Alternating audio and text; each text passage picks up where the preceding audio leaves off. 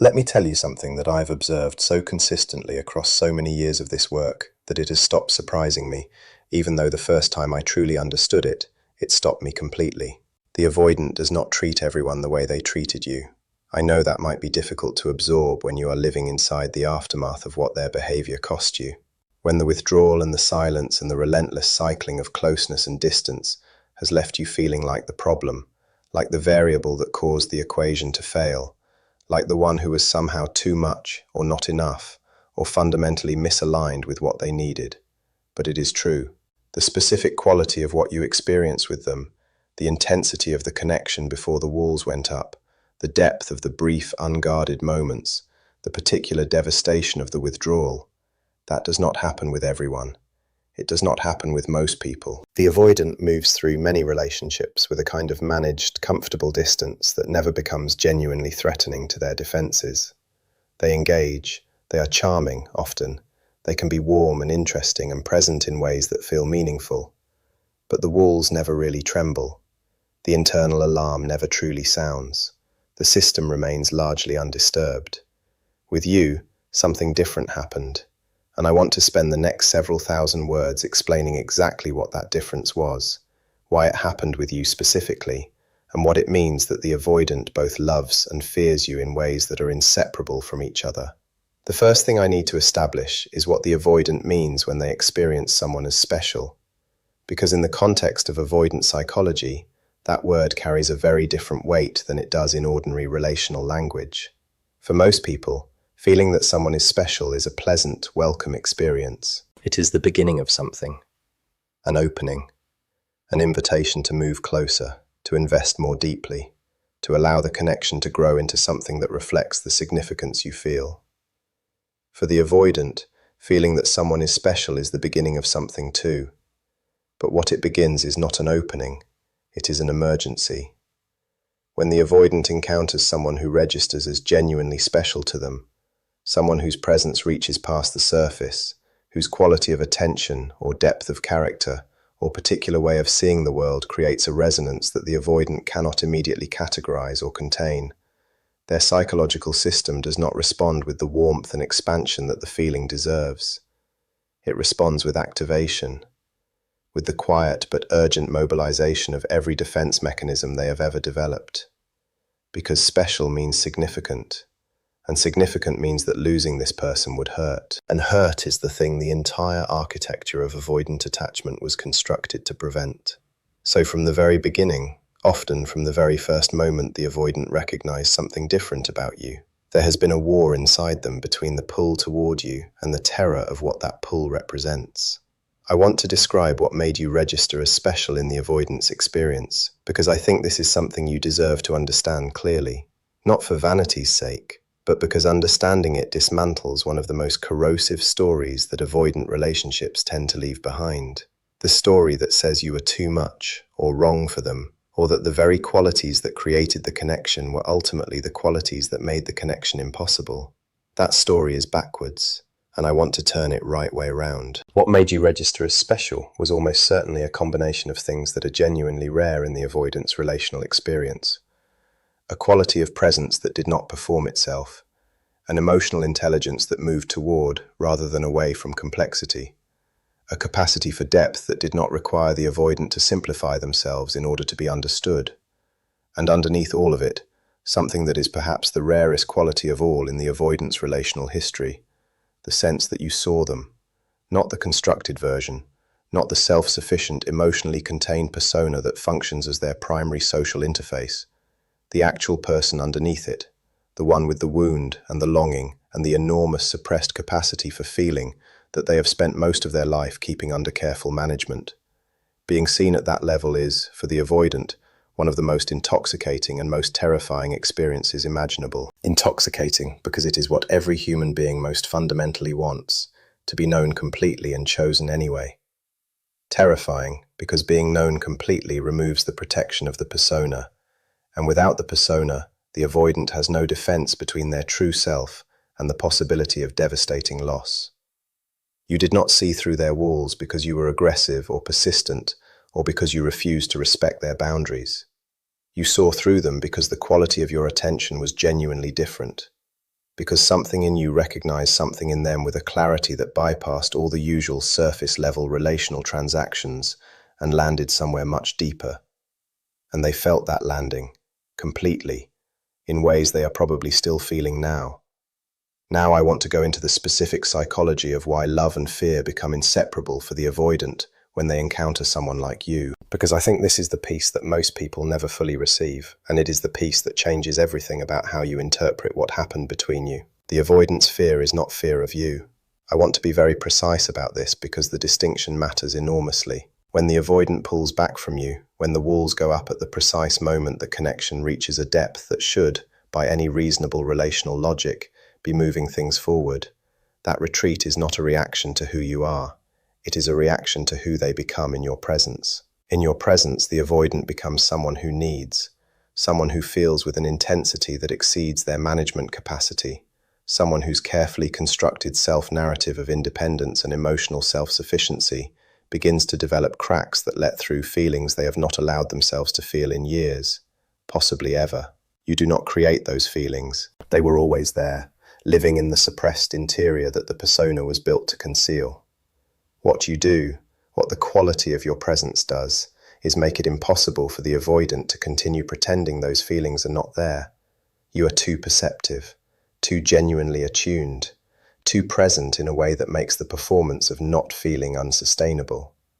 And so the avoidant, in your company, is confronted with the fullness of their own interior life in a way that nothing in their psychological toolkit has prepared them to manage.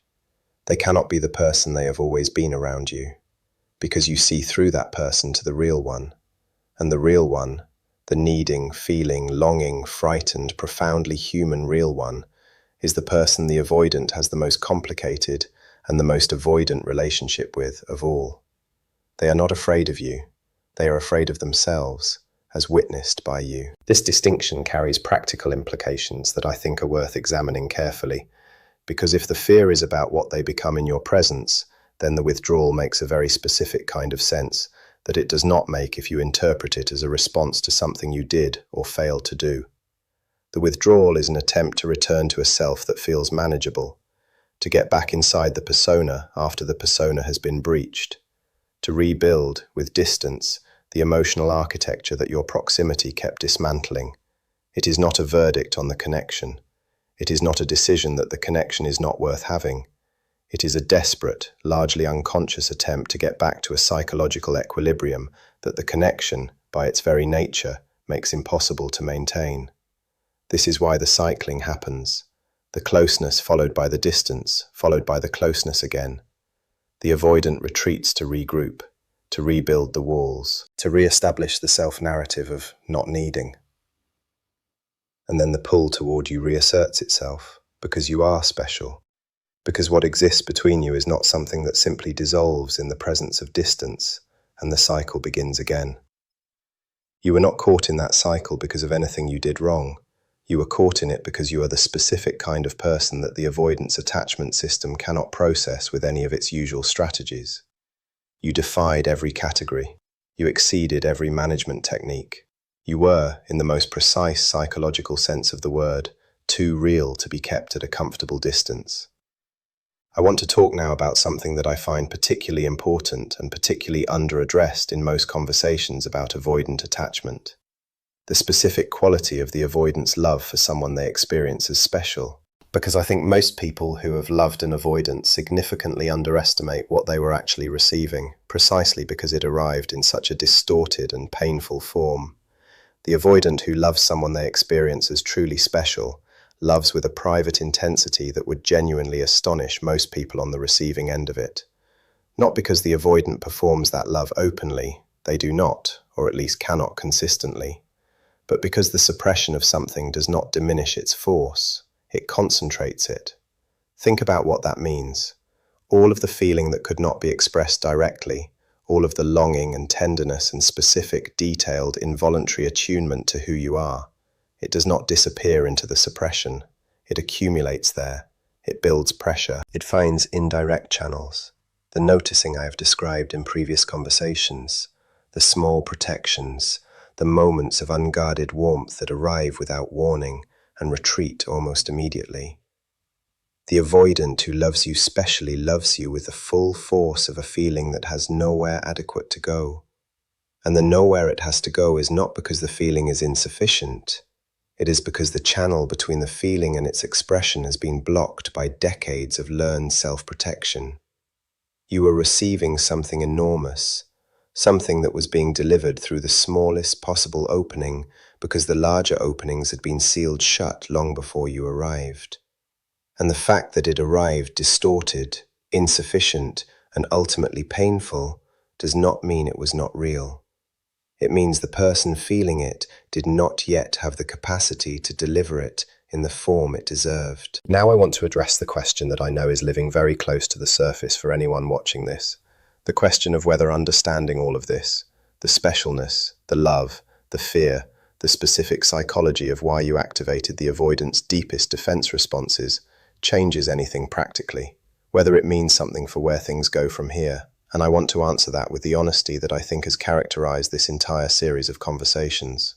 Understanding it does not change what happened. It does not retroactively deliver the relationship you deserved. It does not resolve the pain of having been loved in a way that could not hold its own shape. And it does not create an obligation on your part to remain available for someone who has not yet done the work that loving you fully would require. What it changes is the story you tell yourself about it. And the story matters enormously. Because the story you tell yourself about why the avoidant treated you the way they did shapes everything. The way you move into new connections, the degree to which you trust your own perceptions, the way you understand your own worth in the context of intimate relationship. If the story is that you were too much, you will shrink yourself for the next person. If the story is that there was something fundamentally unlovable about you, you will bring that belief into every subsequent connection, and it will work its damage quietly and persistently. If the story is that you somehow caused the avoidance withdrawal by failing to modulate your depth or your need or your genuine self, you will spend the rest of your relational life trying to be smaller than you are, and you will attract exactly the kind of connection that rewards that smallness. But if the story is the true one, that you were special enough to reach someone who had never been reached, that you were seen and genuinely loved by a person whose capacity to express and sustain that love was limited by a wound that predated you entirely, that the fear was never about you, but about the avoidant's own terrifying interior, then you carry something very different forward. You carry the knowledge that your depth is not a liability, that your capacity to see and be seen is not what broke things, that the love was real and the fear was real, and both of them were responses to the specific, extraordinary quality of who you are. Let me bring this to its close with something I want you to hold carefully, because I think it is the most important thing I can leave you with after everything I have described today. The avoidant thinks you are special.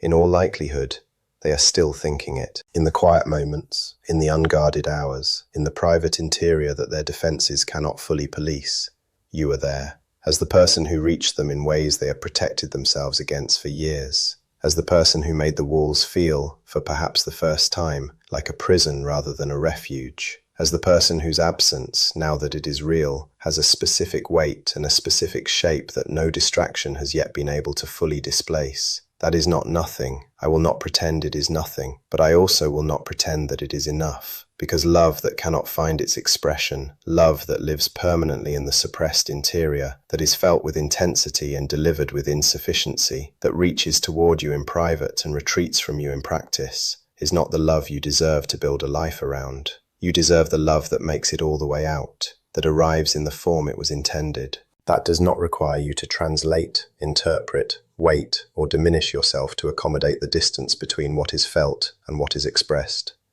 The avoidant loves you and fears you in equal measure, and they think you are special in ways that have genuinely altered their interior landscape. That is true, and it is real, and it is worth knowing. And you, with your depth and your clarity and the hard-won wholeness you are building in the aftermath of all of this, you are worth so much more than a love that is afraid of itself. You are worth the love that is not afraid, the love that looks directly at everything you are and moves toward it, without flinching, without retreating, without leaving you to wonder in the silence of another unanswered night whether what you felt was ever really there. It was there, And so are you, still whole, still deep, still entirely worth the love that knows how to stay.